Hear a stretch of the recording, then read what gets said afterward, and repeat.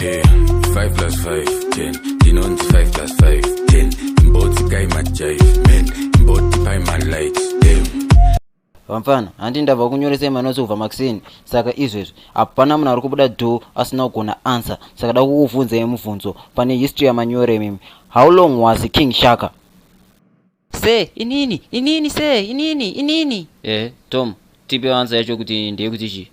Shaka was 2 kilometers long.